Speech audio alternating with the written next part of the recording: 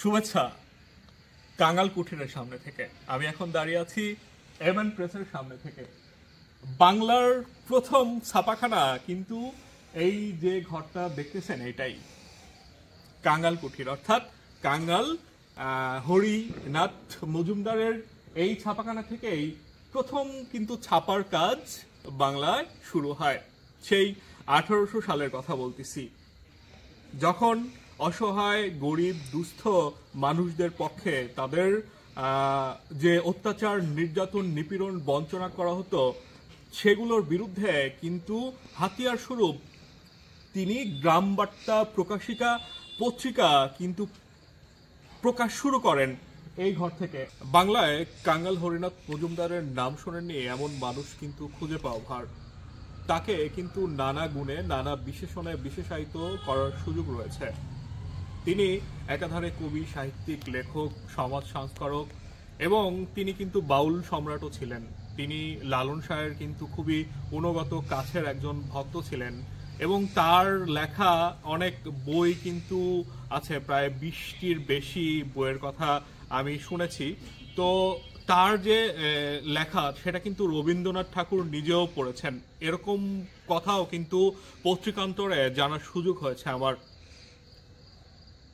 তো বিশেষ আসলে এই জায়গাটায় সেরকম ভাবে আসার সুযোগ হয় না, আর রাতের বেলা যুক্ত হওয়ার কারণে আমি আসলে বিস্তারিত বা বিশদ দৃশ্য আপনাদের দেখানোর সুযোগ পাচ্ছি না। তবে এই জায়গা এমন একটা জায়গা যে জায়গা থেকে ব্রিটিশদের বিরুদ্ধে, জমিদারদের বিরুদ্ধে প্রতিবাদ স্বরূপ এই ছাপাখানা শুরু হয়েছে এবং গরিব মানুষের পক্ষে, অসহায় বঞ্চিত নিপীড়িত মানুষের পক্ষে এইখান থেকে কিন্তু বিভিন্ন লেখনীর মাধ্যমে প্রতিবাদ জানানো হয়েছে এবং সেটা করেছেন আমাদের কাঙ্গাল হরিনাথ মজুমদার।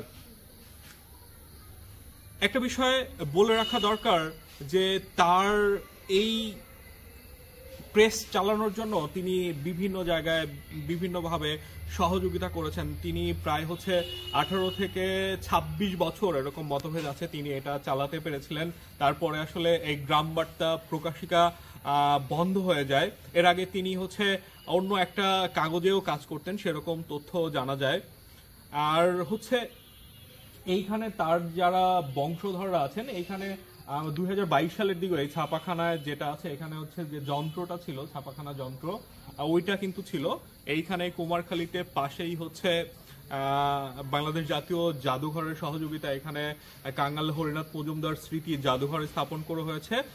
বেশ কিছুদিন এই ঘরে যে ছাপাখানাটা ছিল এখান থেকে ওইখানে নিয়ে যাওয়া হয়েছিল। 2022 সালের দিকে আমরা পত্রিকান্তরে যেমনটি জানতে পেরেছিলাম যে তার যারা বংশধর আছেন এখানে, তার 4 পুরুষ সম্ভবত পরে এখন যারা আছেন, তারা কিন্তু এইখানকার ওনার যে ব্যবহৃত দ্রব্যাদি জিনিসপত্র এবং যে প্রেস মেশিনটা এখানে ছিল আর কি, সেইটা কিন্তু হস্তান্তর করেছিলেন না। এনাদের কিছু দাবি দেওয়া ছিল, কিন্তু আসলে ওই দাবি দেওয়াগুলো বাংলাদেশ জাতীয় জাদুঘর কর্তৃপক্ষ বা যারা দায়িত্বপ্রাপ্ত কর্মকর্তা ছিলেন তারা কিন্তু গ্রহণ না করার কারণে তারা কিন্তু এইখানেই ওই দ্রব্যাদি, ওই যন্ত্রাদি রেখে দিয়েছিলেন।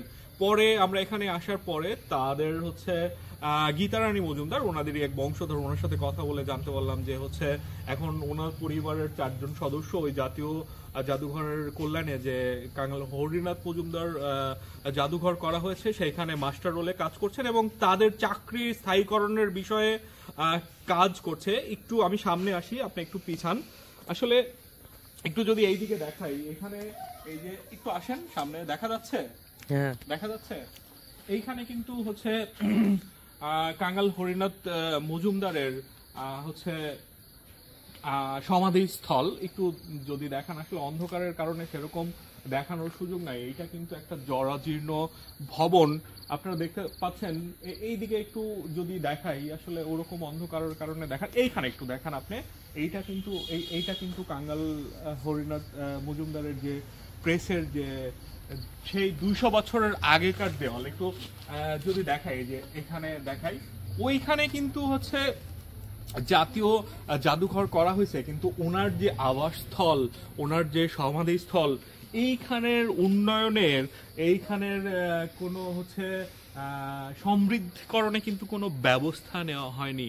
দেখেন একটা মানুষ যিনি কিনা হচ্ছে এত বড় একটা মানুষ, মানে এত বড় গুণের একটা মানুষ এবং হচ্ছে ইতিহাস স্বীকৃত একটা মানুষ, তার আবাসস্থল এরকম জরাজীর্ণ, এরকম মানে ছেলে রাখাই হয়েছে। এটা আসলে কি বলবো, এইদিকে দেখলে মানে এটা রক্ষণাবেক্ষণ বা এটা সংরক্ষণে সরকার বা কারো পক্ষ থেকে কোনো ভূমিকা আমরা এখানে এসে দেখতে পাইনি। এটা কিন্তু মানে একটু আঘাত করছে, কারণ মানে যারা হচ্ছে মানুষের কল্যাণে কাজ করে, যারা সমাজের কল্যাণে কাজ করে, যারা মানবতায় কাজ করে, এখন যারা সেই সব মানুষের কথা চিন্তা করে, মানুষের কল্যাণে চিন্তা করে, তারা সেই আগের মানুষদের এরকম অবহেলা দেখলে তাদের একটু কষ্ট লাগে।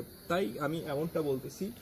তো রাতের কারণে আসলে বিশদভাবে দেখানোর সুযোগ হচ্ছে না, তবে এরকম প্রত্যাশা থাকবে যে আসলে এই কাঙাল হরিনাথ মজুমদারের কাঙাল কুঠির বা এমএন প্রেসের সংরক্ষণে সরকার বা দায়িত্বশীল কর্তৃপক্ষ এবং পাশাপাশি এলাকাবাসী বা যারাই আছে তারা এগিয়ে আসবে, এটা সংরক্ষণে ভূমিকা রাখবে। আর আমি হচ্ছে যেহেতু এখানে ওনার সমাধিস্থলে আছি, আমি ওনার আত্মার মাগফিরাত কামনা করি। আর বেশি কিছু বলে আপনাদের সময় আর নিতে চাচ্ছি না। সবার সুস্বাস্থ্য মঙ্গল কামনা করে এই বিখ্যাত মানুষের সমাধিস্থলের সামনে থেকে বিদায় নিচ্ছি। ভালো থাকবেন, সুস্থ থাকবেন। আসসালামু আলাইকুম।